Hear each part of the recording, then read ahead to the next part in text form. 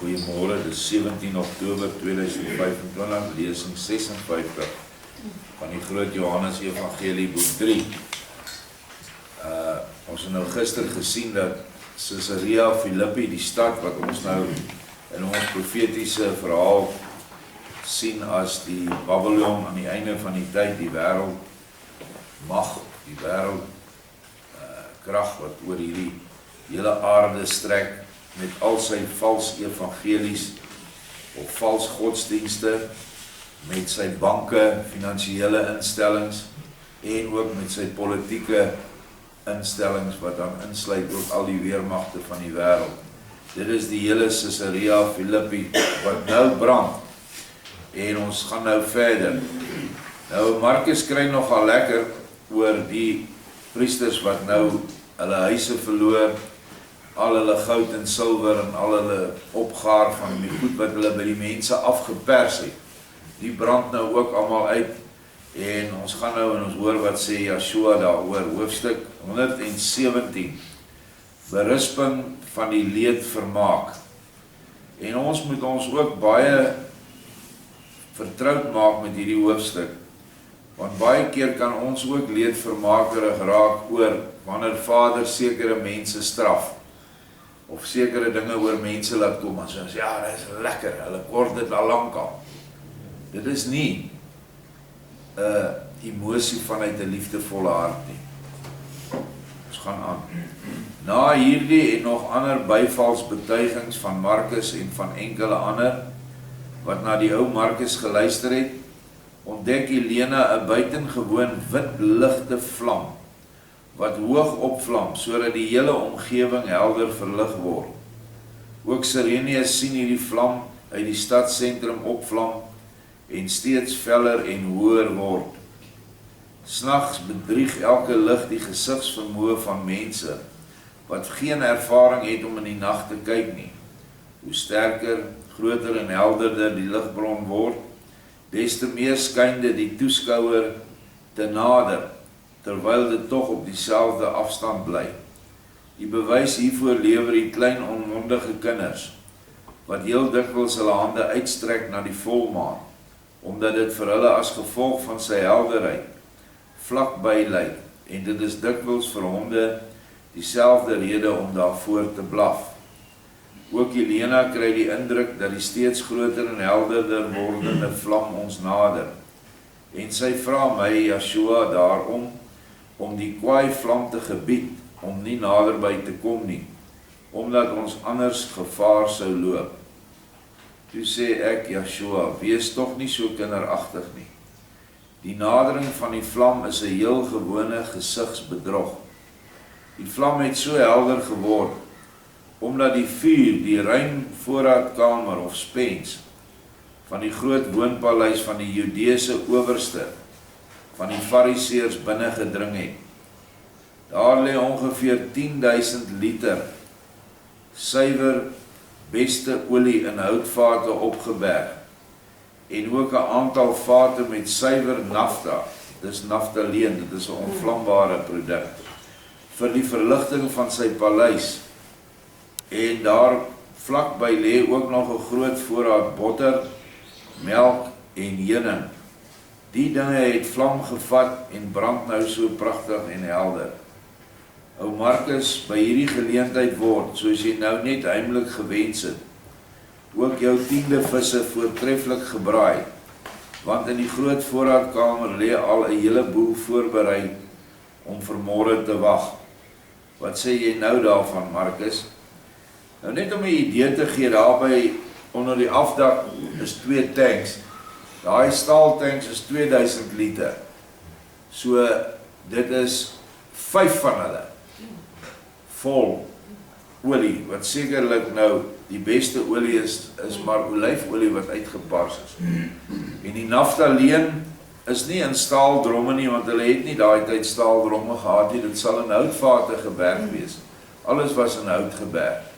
Nou ja, hout brand, en as hy eers deurgebrand het, dan ontvlam daai naftaleen verskriklik. Wat is naftaleen vandag? Amper iets soos parafien of lampolie. Ja, So omtrent daai goed die naaste, ja. So, dis waarmee hulle in die aande ligte aangesteek het. Nou sê Markus, meester, u wat net so suiwer en goed in my hart kan kyk as in die groot voorraadkamer van die owerste van die Fariseërs. U weet dat ek nou en nooit behaag skep in die leed van ander nie. As soldaat was ek in diens wel baie streng, maar ek het nooit gewil dat iemand skade berokken word nie, behalwe diegene wat deur die wet eers veroordeel is. En daar kon ek niks aan verander nie. Tog het dit my nooit enige plesier gegee, as die strengheid van die wet iemand vernietig het nie. Daarom het ek ook hier nie soseer plesier oor die ongeluk self, en dat my mooi lekker visse daar nou slegs vir die liggeeste gebraai word nie. Maar omdat hierdie ou mense kwellers nou eindelik weer eens 'n baie royale, veelsuidige les kry. En dit is 'n les wat nou direk deur Joshua aan hierdie dorp uitgevoer word. Want die vernietiging van die skatte deur die vuur is die minste. Die daardeur algeheel mee vernietigde geloof in hulle leer is die eintlik onvervangbare skade wat hulle daardeur ly, wat tevens besonder nuttig is vir die bedroeë volk. Want hulle sal nou vir die opneem van die suiwer goddelike waarheid seker 'n baie gewillige oor en hart hê. Dit is nou die volk, en dit is dit waaroor ek my nou eintlik verheug, en moontlik dan ook hierdie Fariseërs. Dit kan miskien selfs moontlik wees, dat die deur die ongeluk getroffe priesters, as hulle in hoof en hart nie te bekrompe is nie, nou meer oop sal staan vir die waarheid, as toe hulle ryk was. Ek glo dat die dag van môre vir ons nog menige gedenkwaardige gebeurtenis sal oplewer. Meester, sê my of ek gelyk het, of dat hierdie vreugde van my miskien ook in u oë verwerklik is. Joshua sê, o glad nie, want as vir my nie dieselfde rede gegeld het, om dit waaroor jy jou in wese verheug te laat gebeur nie, dan sou jy die skynson nie gesien het nie, en hierdie vuurtoneel sou agterweë gebly het. Maar eers had jy in jou hart tog wel 'n sekere leed vermaak, omdat jy jou kwaad maak oor die Fariseërs, vanweë hulle gevoel en gewetenlose tiende. En kyk, daar het ek eers iets op aan te merk. En daarom moet jy môre 'n aantal deur die brand verjaagde priesters kos gee. Maar ook dit sal jou geen nadeel berokken nie. Weet jy, 'n goeie en volmaakte mens moet in al sy voel, denke en handelinge volmaak wees. Anders is hy nog lank nie geskik vir die hemelryk van Elohim nie. Nou, wanneer ons nou hierdie verhaal kyk en ons trek dit deur na die eindtyd toe, dan sê Vader tog, hy gaan aan die einde, gaan hy vuur gebruik om die laaste oordeel te bring. Het sal seker 'n kombinasie van vuur en water en hongersnood en pestilensies en wilde wesens uit die veld. Die skrif is baie duidelik oor al die pla wat oor die aarde kom. Dan as die vuur al hulle voorraad gebrand het, al hulle kerke, al hulle banke, al hulle ander finansiële instellings, al hulle politieke mag, al hulle militêre mag, want die militêre mag, as die satelliete om die aarde vernietig word, sal nie eers een tank kan aangesit word nie. Ons sê opstart nie. Kan nie. Alles is satellietbeheer. En wanneer Vader toelaat dat daai klomp goed in duie stort en op die aarde val wanneer hierdie ster verbykom, dan is alles vernietig. Soos wat hierdie mense in die kleine nou alles verloor het in die stad, en maak dat die volk nou glad nie meer so verafgoding vir hulle het nie. Sê maar, julle steeds mense, daar brand al julle goed nou af. Natuurlik het hulle ook sekerlik gehelp daaraan, maar niks het hulle gehelp nie. Die God wat hulle vir die volk voorgehou het en gesê het, bring offers vir hierdie God, dan sal niks julle oorkom nie. het nou vir hulle gewys dat dit werk nie, want hier is al die ouens word vernietig. So die ding het heeltemal teruggeslaan na hulle toe.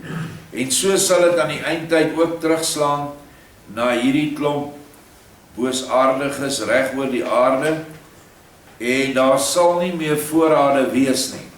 Slegs die wat op die heuweltjie hier by Yeshua is, en ons weet nou wie dit is die dogter van Sion, wat aan die einde van die tyd in Suid-Afrika sal wees, en dit is die verstrooide dogter van Sion, wat deur Helena voorgestel word, plus al die ander werkers en dienaars van Yeshua, wat daar by hom is, in 'n veilige plek. Ons weet dat die plek hoofsaaklik geestelik is. Baie mense het al vir my gesê, hoekom vlug julle nie Noord-Kaap toe nie, want hierdie stede gaan brand en alles gaan oorloop. Sê, maar waarheen moet ek vlug? My beskerming is Yeshua, en hy's in my. So of ek nou op Kameeldrif 225 bly, en of ek hardloop Noord-Kaap toe, hy's nog steeds behoort hy dan in my te wees. So waarom sal ek dan weggaan hier, waar ons in die oesland is? Die oesland is waar die meeste mense is wat bewerk kan word met die evangelie. En natuurlik met ander hulp ook. En dis ongelukkig naby aan die groot stede. En veral naby aan Pretoria, want dit is die hoofstad van die boerevolk. En is nog altyd die meeste, grootste deel Afrikaners en boere bly hier naby. Ons gaan verder. Kyk byvoorbeeld eers na 'n hardnekkige, moedswillige oortreder van die goeie menslike regsorde. 'n Egte uitgeworpene van elke hoëre beskawing. Kortom, 'n kerel wat liewer 'n broer van die Satan sou kon wees. Nou ja, daar is baie sulke mense vandag in die lewe. 'n Lang tyd voer die mens ongestraf sy grove kwade streke uit. Niemand kan hom vasgevat kry nie, omdat sy duiwelse sluwheid hom daarvoor bewaar. Hoeveel mense wens dan nie hartstogtelik dat die booswig so gou moontlik deur die straffende arm van die gereg gegryp sal word nie. Eindelik sien die reg kans om die brutale misdadiger met vaste hand te gryp en hom te veroordeel tot die lank verdiende strenge en pynlike straf en verantwoording. Groot en klein het nou leed vermaak, omdat die booswig eindelik tog die lang verdiende straf kry. Ja, daar sal selfs heel regskape mense wees, wat dit jammer vind dat hulle by die strafproses nie die wetlike bevoegdheid het om by hierdie algemeen gehate misdadiger self skerpregter te kon wees nie, om hierdie misdadige uitskot self met alle moontlike plesier te kon pynig. Nou ja, bring dit maar na ons wêreld toe hier nou. Glo ek menige van ons het maar gedink as ons net vir Ramaphosa of hierdie Malema kan in die hande kry en self sy straf vir hom gee. En dit is wat Vader na verwys. En die oomblik wanneer leed vermaak hier bykom by hierdie oortreding, dan is dit verkeerd.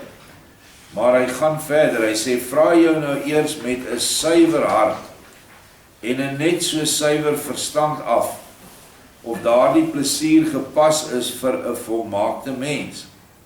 'n Suiwer hart en 'n suiwer verstand sal dan sekerlik antwoord. Ek kan my wel verheug oor die feit dat die mensdom, wat deur hierdie booswig jare agtereenvolgens gepla is, eindelik van hierdie skurk verlos is, en nou weer rustig kan lewe.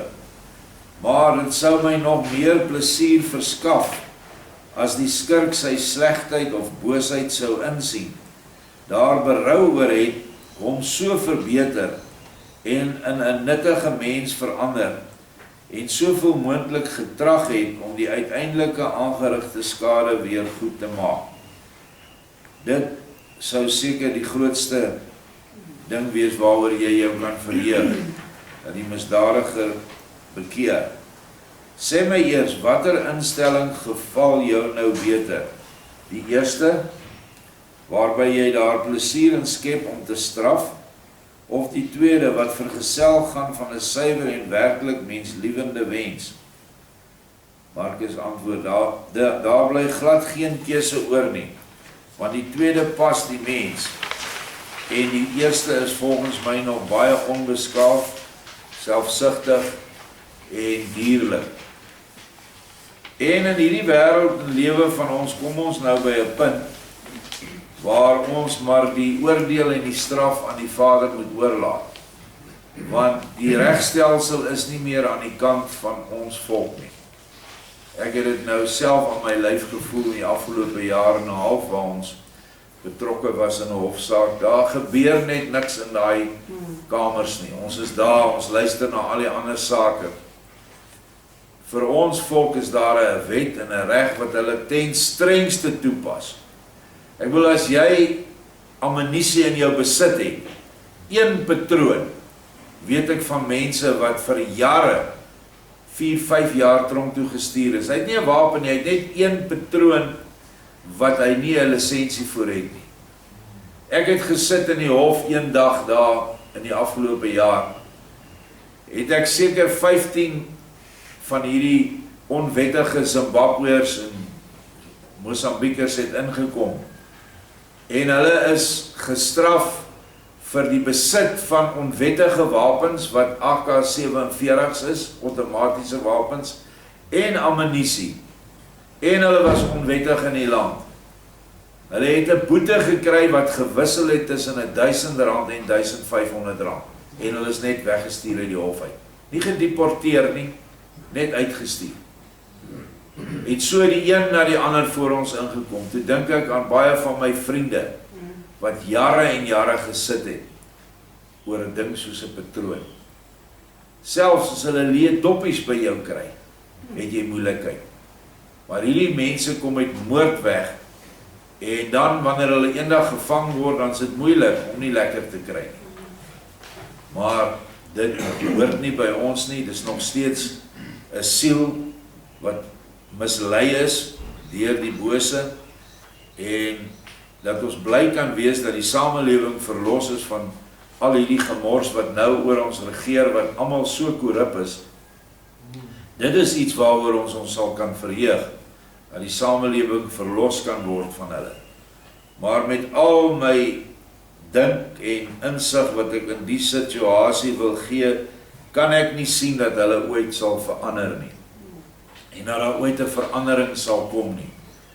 Die enigste ding wat ek sien is 'n totale uitwissing wat sal plaasvind wanneer die katastrofe die aarde tref. Dat daar weer niks is nie. Ons moet ons regmaak, ons gaan nie 'n ding wat werk of nie werk regmaak nie. Ons gaan 'n ding wat nou nie werk nie, ons moet dit sien, dat Vader gaan dit heeltemal vernietig. Daar gaan niks van dit oorbly nie.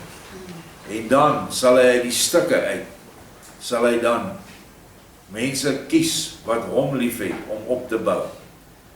En dan sê hy ook, in hierdie land sal die gees van verskrikking kom. En hierdie goed wat nou oor ons heers, sal deur die gees van verskrikking so verskrik raak, dat hulle, die wat nie selfmoord gaan pleeg nie, gaan hardloop en hardloop en hardloop. Noorde toe, en dan sê oom Siener ook na Durban toe. En dit is al hierdie goed wat nie hoort in ons Boererepublieke nie, in die Transvaalse Republiek en die Vrystaat nie.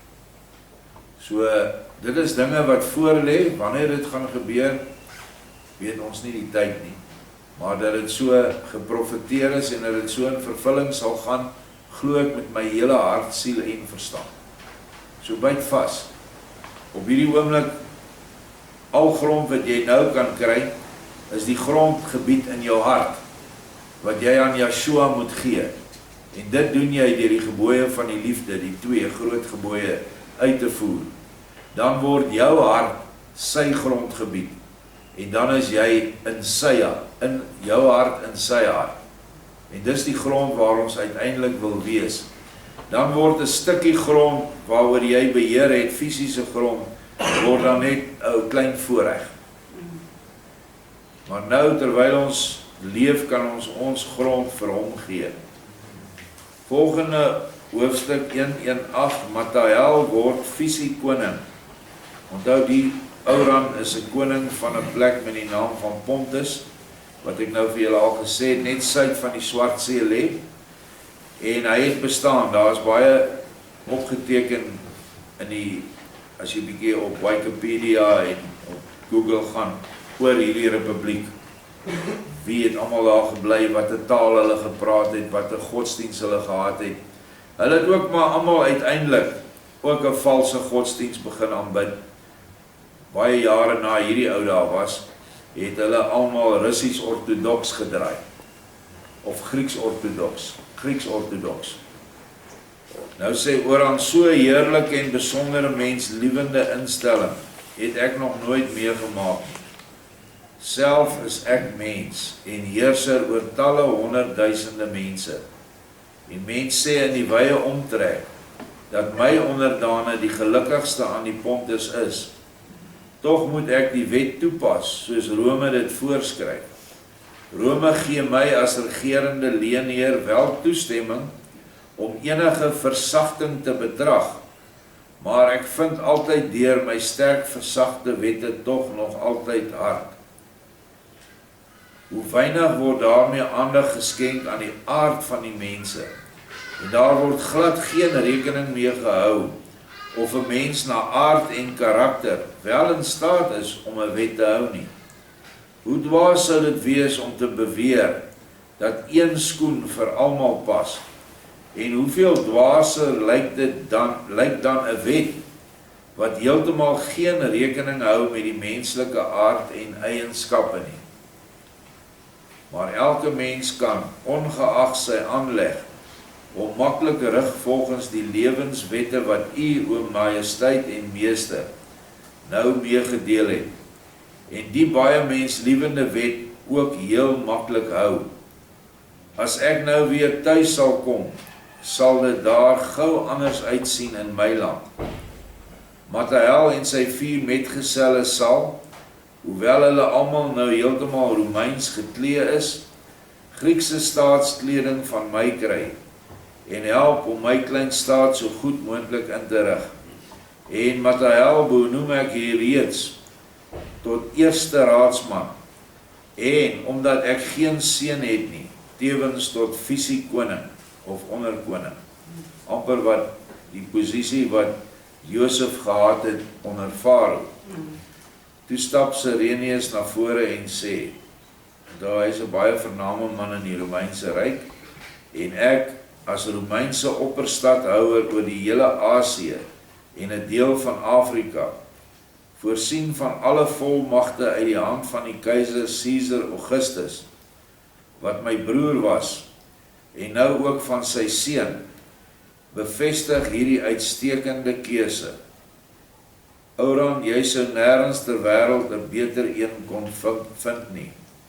Dixie, wat beteken ek het gesê of ek het gespreek. Sirenius. Toe sê ek, Joshua, ook ek bevestig hom nou, want my geestelike salwing daarvoor het hy al vroeër gekry. Maar jy, Ouran, kan hom tuis nog met nardesolie salf voor die volk, en voor alle grootes van jou ryk, sodat hulle weet met wie hulle te doen het, en wat hulle hom skuldig is.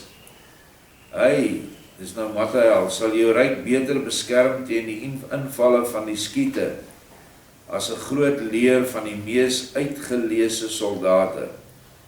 Ek sal hom daarvoor ook 'n buitengewone mag gee, sodra hy sy ampt gaan uitoefen. Nou het hy dit nog nie nodig nie, en het hy voldoende aan sy wysheid. Nou ja, ek sien hier baie van die opdragte wat Matael kry, is magte wat hy gaan toeken aan mense aan die eindtyd wat deel is van sy bruid. Ek wil hom 'n mag te kry om 'n leer te verslaan, 'n groot leer, met 'n buitengewone krag uit die hemel. Ek weet nie wat hy sê nie wat dit presies is nie. Maar ons weet dat 'n engel in die Ou Testament het 145.000 mans in een nag doodgeslaan, een engel. En daardie kragte gaan hy vir ons tot beskikking stel. En ek dink dit is ook deel van die gees van verskrikking, is die kragte wat hy vir ons gaan gee.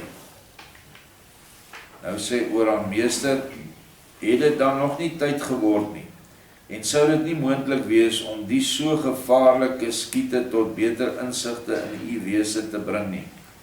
Dit is immers baie jammer dat hierdie oorigins so pragtige geslag mense in so onbeskaafde toestand bly.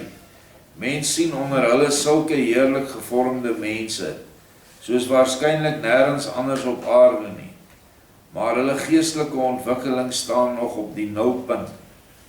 Dit is dikwels verbasingswekkend om so 'n majesteitelike mensengestalte of 'n meer as paradyslike mooi vrou te sien, wat beide meestal geen taal ken nie, maar net soos varke slegs grommende geluide laat hoor, wat nog hulle self, nog iemand anders verstaan. En ek sou hierdie skiete onder my wou hê, nie uit veroweringssig nie, maar wel om mense van hulle te maak. Sou so iets natuurlik sonder geweld nie moontlik wees nie? Yeshua sê vir hom, Mathael se metgeselle sal jou daartoe goeie dienste verleen, en jou wens sal nog talle kere in vervulling gaan, want alle skiete sal jy moeilik onder jou bestuur kan bring, want hulle ryk is baie uitgestrek, maar die wat rondom die Pontus of die Swartsee woon, mag jy hê en na jou goeddinke opvoed. Ek net weer 'n bietjie gesels oor hierdie skiete. Hulle het oorspronklik van Babylon afgekom. So as ek kyk na die verspreiding van volkere, dan was hulle eintlik Jafet se nageslag. Hulle was wel van die blanke geslag, maar het later ook ondertrou in ander nasies in. En daarom sal ons hulle kan herken vandag dat hulle meer Persies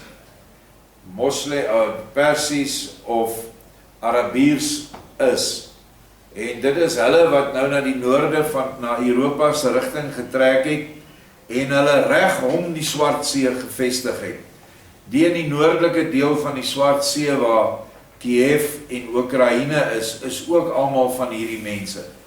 Maar hulle was baie grof en het eintlik geen opvoeding gehad nie, soos wat hy nou hier vir ons sê.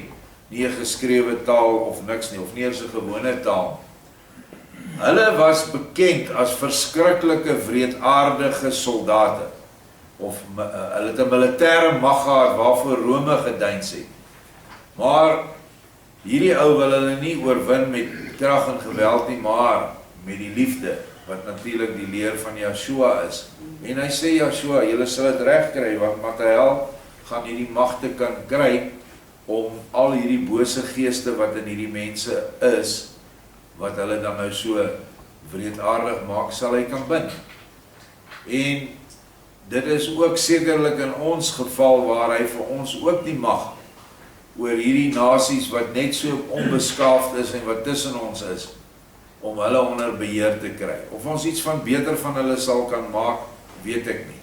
Ek weet net die woord praat van dat daar is, of die profesie wat ons al ontvang het van hier op Dogter van Sion, praat van die goeie kinders van Gam.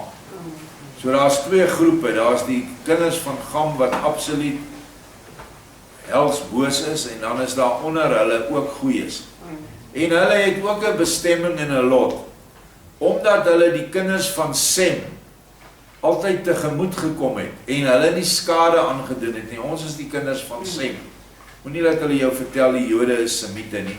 Hulle sê altyd as jy teen hulle is jy antisemities. Ons is Semities. Hulle is hoogstens vanuit Gam of hier en daar 'n paar uit Jafet uit. Maar ons is die Semiete. En ons is geseënd in die verbond wat Vader met Abraham gemaak het. Deur Isak, deur Jakob en deur die 12 seuns. So dit is net so 'n bietjie agtergrond oor hierdie skiete. Julle kan baie gaan lees daaroor wat hulle godsdiens was. Hulle is hoofsaaklik nou almal moslim gedraai. Nou sê vers 10. Oran sê, Meester, u sy daarvoor ewige dank uit naam van my en alle mense, wat deur u leer geestelik gewek word. Waarlik, aan my inspanninge en aan my standvastige wil sal dit nooit ontbreek nie. Wil u daaraan slegs u genade verbind? Sireneus sê, en ek sê vir jou, dat jy die skiete wat jou onderdane word, tot jou eie volk kan reken. As jy dit in die geheim aan Rome wil meedeel, sal jy daarvoor gedurende 10 opeenvolgende jare die betaling van die leengelde vir jou hele groot land kwytgeskeld word, en aan jou nakomelinge sal die algehele erfreg gegee word. Verder sal na beëindiging van die volle 30 jaar jou land nie aan die hoogste beheer oorgedra word nie. Die bevestiging van alles wat ek jou nou gesê het, sal jy môre al op 'n perkament vir altyd van my ontvang. Slegs 'n vreemde van buitekomende vyand sou dit jou nog kan ontneem. Maar wat Rome betref, is dit vir altyd jou eiendom. Nou sê Yeshua aan Sireneus, gee hom dit vandag nog skriftelik, want môre is dit Sabbat en ons wil die geestelik swakkes geen ergernis besorg nie. Sireneus sê, Meester, hoe kan ek nou hier in die middel van die nag die gemaakte afspraak opskrywe? Maar môre wil ek dit wel voor sonsopgang doen. En dan, dit sal toch niemand steur nie. Nou sê Yeshua, kyk eers, Raphael is al klaar daarmee. Hier, neem die oorkonde en lees dit na of dit voldoen aan wat jy wil. Sireneus vat die oorkonde, loop na 'n fakkel en lees dit en vind dit woord vir woord in orde en sê dan, as dit die eerste keer sou wees, dan sou ek my ontsettend verbaas. Maar ek het al meer as een bewys van Raphael, en dus verbaas dit my ook glad nie meer nie. Vir hom is dit net so maklik as wat dit vir 'n mens is, om met sy blik een klapstok aan die verste verwyderde sterre deur te dring. Wel, nou dat die oorkonde klaar is, moet Oran dit ook maar dadelik ontvang.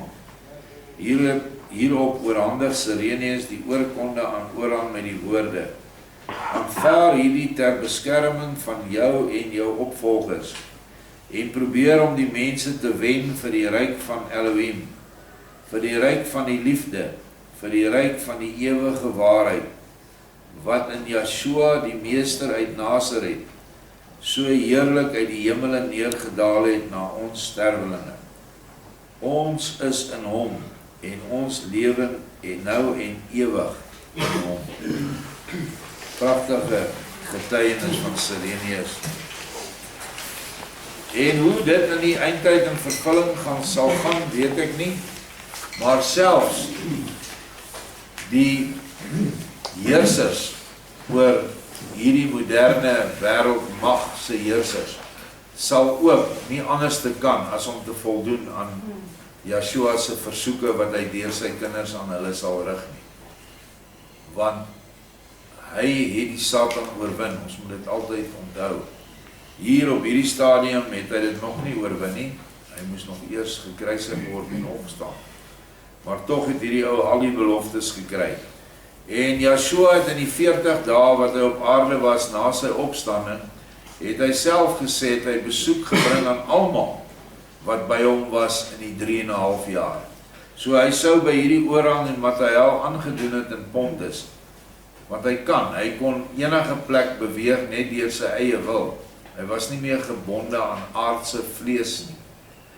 En so sou hulle dan ook die bewys van sy ewige lewe gekry het in sy opstanding, wat hulle dan weer bekragtig het en die volk wat hulle moes onderrig.